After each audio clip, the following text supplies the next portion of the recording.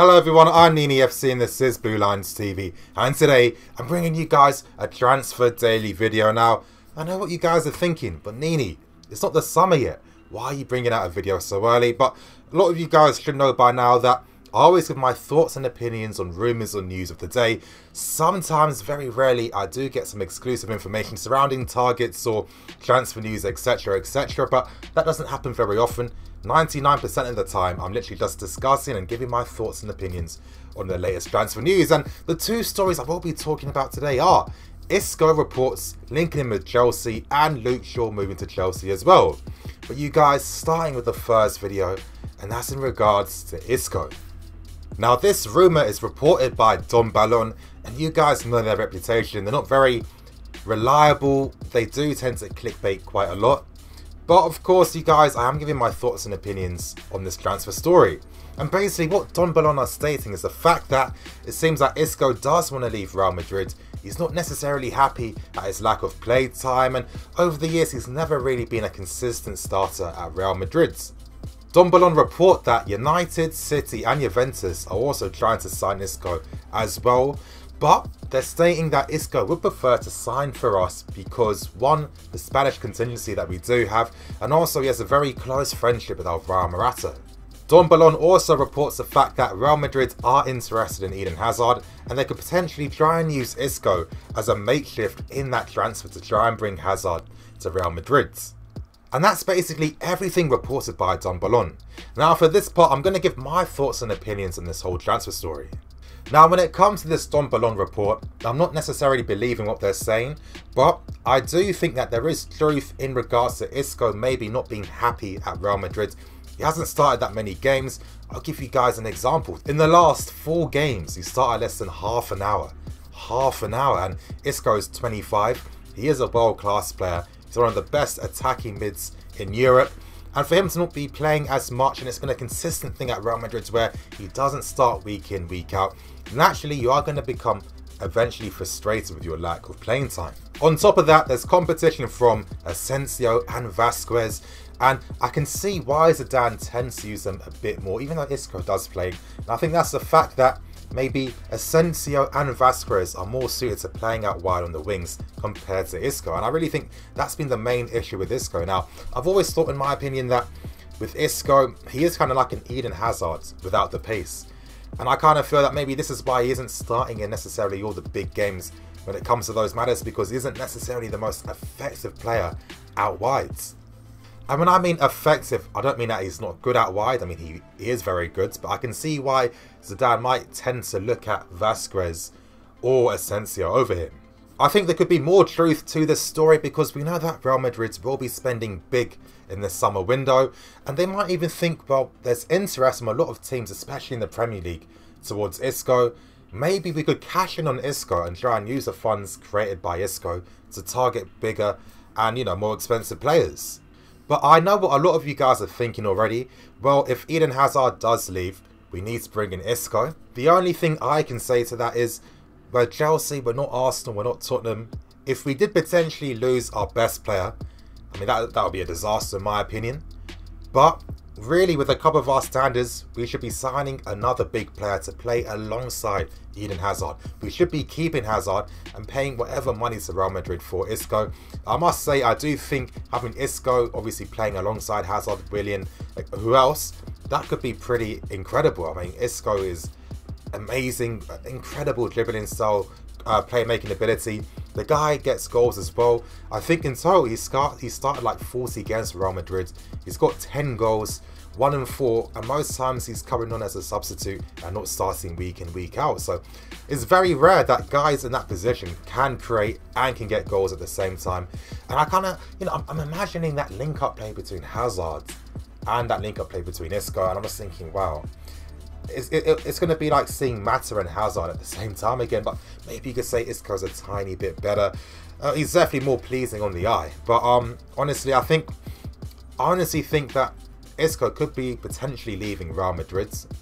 I think if he is available on the market, he's a player that we should strongly consider, and I feel that he's someone that can really upgrade the team and help us improve. Moving on to the next story, and that's about Luke Shaw links with Chelsea. Now, a lot of us guys know the story already. Mourinho isn't very happy with Luke Shaw at all. He had a recent outburst, obviously questioning his professionalism and basically saying whether he's good enough. Now, one constant criticism that Mourinho makes about Luke Shaw is the fact that he feels that, you know, he's got Luke Shaw's body, but then, you know, he's thinking for Luke Shaw, and he doesn't like that. Mourinho thinks, yeah, I know the guy's 21, 22, but he should be good enough now to know what he needs to do off the ball.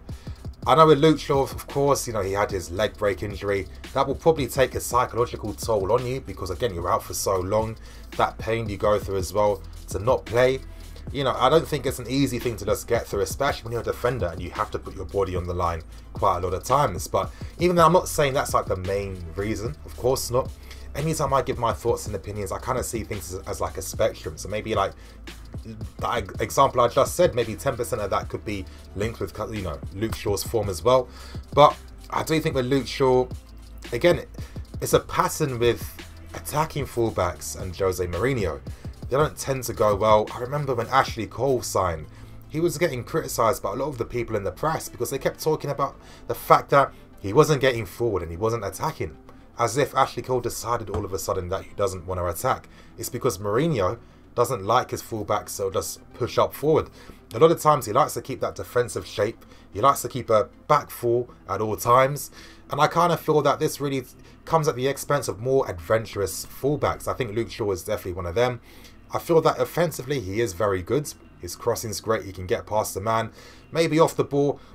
Again, it's harsh because, you know, to be a fullback playing for Mourinho, it's kind of like you have to be even better defensively, even more tactically aware, and you have to, you know, you have to be comfortable with sacrificing your game to fulfill the tactical duties. And I kind of feel maybe this is the main issue between Luke Shaw and Jose Mourinho. Luke Shaw still wants to play the Luke Shaw way. He still wants to attack, you know, get forward. He's probably thinking, well, this is why United bought me in the first place. It's because I can play great when I attack. But when you've got a manager like Jose Mourinho, he doesn't really care about attacking fullbacks. This is why you tend to see more defensive fullbacks playing under him. I think naturally this is the main reason why they're having a clash. And I feel that it looks like Luke Shaw will be leaving in the summer. Now, you guys, I did bring out a story a while back in regards to Mourinho liking Luke Shaw. And you know, he was a target during the January transfer window. But we've signed Emerson. And I'm just thinking, I mean, the only way I can see this is the fact that maybe Luke Shaw and his camp, his team, are probably going to use some of the previous interest from us to hopefully try and get a better move elsewhere, to obviously help with negotiations, with contract talks, etc, etc. I think the only way we'd look at Luke Shaw was if Marcos Alonso was sold, but I don't think that's going to happen. We've got Emerson. He hasn't even played at all, really. So I really do think this is a bit of a non-story.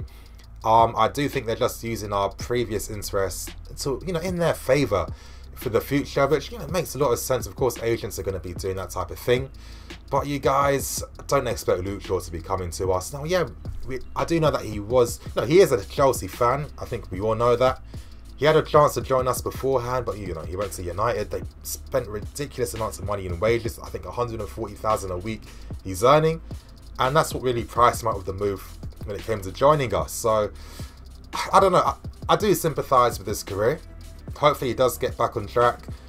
I'm realistically thinking that he will probably join Pochettino again at Spurs. I think that Danny Rose will probably be sold to United in the summer, and I think that Luke Shaw will probably go to Tottenham. It makes a lot more sense. Rose wants to leave, Luke Shaw wants to leave. Both clubs are interested in each other's fullbacks. I think that's the most realistic option. I don't think we have anything when it comes to wanting to bring in Luke Shaw. Anyway, you guys, that's going to bring an end to today's Transfer Daily video. But for everyone that watches it right to the end, I do have something to let you guys know. Tomorrow, I will be releasing a video. I do have some exclusive information surrounding, obviously, managerial targets. I've got news about Jardim. I've got news about Pochettino. And I've got news about Luis Enrique. Plus, I've got news about Luis Campos as well. So you guys, you definitely can't afford to miss out on tomorrow's.